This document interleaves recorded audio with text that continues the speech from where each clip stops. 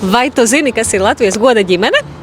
Tā ir tāda programma, kur ģimenes, kurās ir daudz bērnu, 3 vai vairāk bērni, viņas no valsts puses un arī no dažādiem uzņēmējiem saņem tādu papildus atbalstu. Tas var būt transporta atvieglojumiem, vai tas var būt muzejam. Un tas, kā šis šobrīd darbojas, ir, ka tajā brīdī, kad vecākajam bērnam paliek 18 gadi, ja viņš nestudē, neturpina mācības, vai ja paliek 24, tā kā viņš studē, tad šī ģimene līdz tam laikam var šos visus valsts un citu iesaistīto uzņēmēju atbalstu izmantot.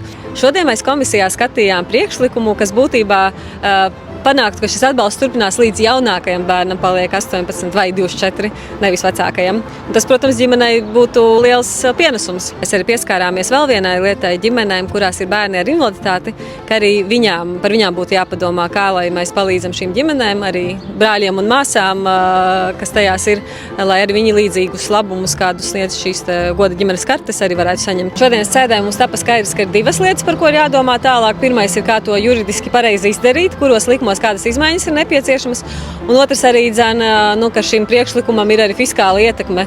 Tas nozīmē, ka tas ietekmē valsts budžetu, tas ietekmē pašvaldību budžetus, tādēļ tā lieta mums vēl tālāk jāturpina skatīt. Un daudz darba priekšā, bet es domāju, ka mēs komisijā panāksim arī rezultātus šajā jautājumā.